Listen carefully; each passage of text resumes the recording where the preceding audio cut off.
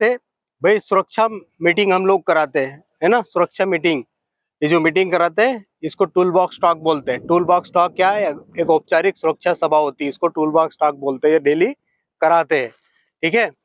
अब बात करते हैं सुरक्षा की क्यों आवश्यकता होती है।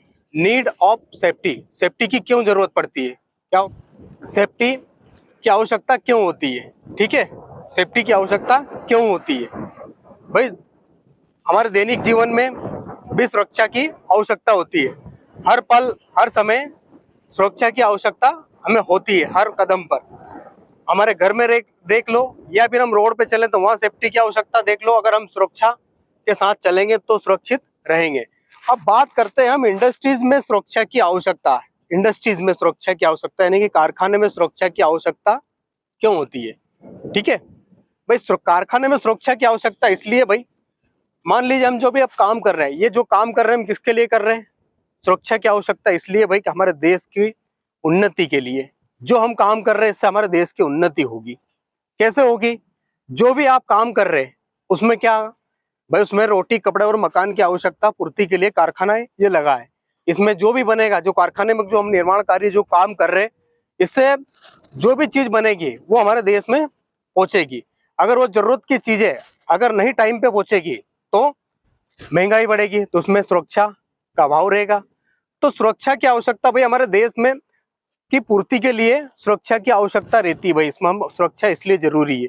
साथ में जो भी आप काम करने आएंगे, मान लीजिए इंडस्ट्रीज में आप काम कर रहे हो और सुरक्षा की आवश्यकता, वो जो आवश्यकता की चीजों की निर्माण आप कार्य कर रहे हो उसकी पूर्ति के लिए, मान लीजिए आप सुरक्षित नहीं है, आप सुरक्षित नहीं है तो कोई काम करने आएगा कारखाने में?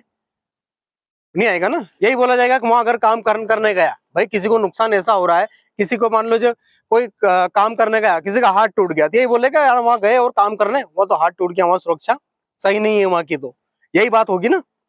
तो सुरक्षा भाई कारखाने में जरूरी है। दूसरी बात आपको ये बताएंगे भाई, कारखाने में आप जो भी काम कर रहे हैं, एक्सीडेंट से बचने के लिए, एक्सीडेंट से सभी प्रकार के एक्सीडेंट से बचने के लिए सुरक्षा जरूरी होती है। कौन कौन से एक्सीडेंट? मैंने एक्सीडेंट भी आपको बताया था। पहला एक्सीडेंट होता है माइनर एक्सीडेंट, दूसरा होता है मेजर एक्सीडेंट। माइनर एक्सीडेंट यानी कि नॉर्मल जो भी खरोच चोट आ गई उसकी सुरक्षा के लिए हमें सुरक्षा करना पड़ती है। दूसरी मेजर एक्सीडेंट, कोई एक्सीडेंट हो जाता है जिसमें आदमी 1 दिन से 2 दिन छुट्टी लेना पड़ती है। हो सकता है किसी का हाथ टूट गया या परमानेंट डिसेबल हो गया, वो मेजर एक्सीडेंट हो गया। और तीसरा होता है फटल एक्सीडेंट। फटल एक्सीडेंट का एक ऐसा एक्सीडेंट होता है जिसमें आदमी की परमानेंट मौत भी हो जाती है। तो इस प्रकार के एक्सीडेंट से बचने के लिए हमें सुरक्षा की आवश्यकता होती है, ठीक है। तो अभी सबको समझ में आया कि सुरक्षा की आवश्यकता क्यों होती है? आया कि नहीं भाई? सुरक्षा, दूसरी चीज, अगर सुरक्षा से हम काम करेंगे तो आपका मनोबल बढ़ेगा, मनोबल बढ़ेगा, बढ़ेगा ना। सेफ वर्किंग जोन इन्वायरमेंट पैदा होगा। सेफ वर्किंग इन्वायरमेंट पैदा क्या होगा भाई? मान लीजिए जो भी आप काम कर रहे हैं, मान लीजिए उस काम में कोई एक्सीडेंट नहीं हुआ है, वर्किंग प्लेस पे कोई एक्सीडेंट नहीं होता है, तो क्या होगा? आपका मनोबल बढ़ेगा। और अगर मान लीजिए अगर कोई वर्क प्लेस पे बार बार एक्सीडेंट हो रहे, दुर्घटनाएं हो रही है, तो क्या होगा? यही बोला जाएगा ना भाई वहां काम करने नहीं जाना है, वहां पे तो दुर्घटना होती है।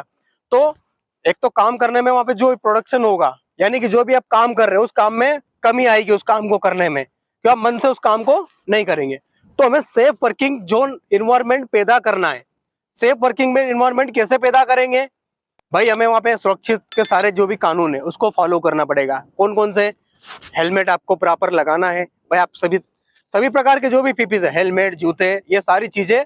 या आप इलेक्ट्रिक का काम कर रहे हैं भाई, इलेक्ट्रिक का काम कर रहे हैं, हम बराबर तरीके से काम करेंगे भाई। जो भी हमारा पैनल है उस पर एएलसी भी लगा होना चाहिए, वहां पर रबर मेट लग बिछी होना चाहिए। ये सारी चीज इंश्योर रहेगी तो वो सेफ वर्किंग जोन इन्वायरमेंट है, ठीक है।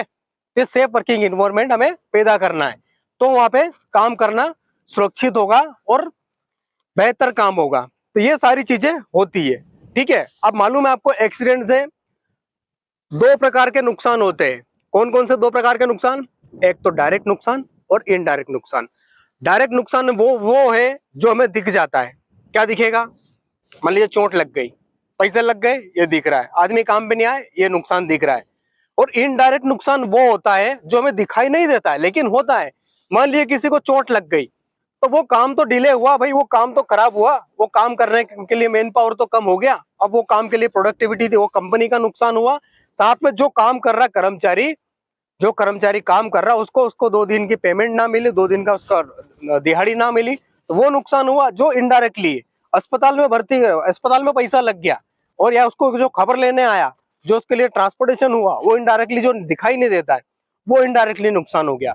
तो ऐसे कई नुकसान होते हैं भाई, सुरक्षा से अगर हम बाईपास करें तो ऐसे कई नुकसान होते हैं। तो ये सारी चीजों से बचने के लिए हमें सुरक्षा की आवश्यकता होती है। ठीक है, सुरक्षा तो सबको मालूम है ना क्या है, ये भी मैंने बताया आपको सुरक्षा क्या है। ठीक है, तो सभी लोग सुरक्षा के जो भी कानून है उसको फॉलो करके काम करें, सुरक्षा के दायरे में काम करें और सुरक्षित रहे। तो आज आप सभी लोगों का दिन शुभ हो, सुरक्षित हो। जय सुरक्षा।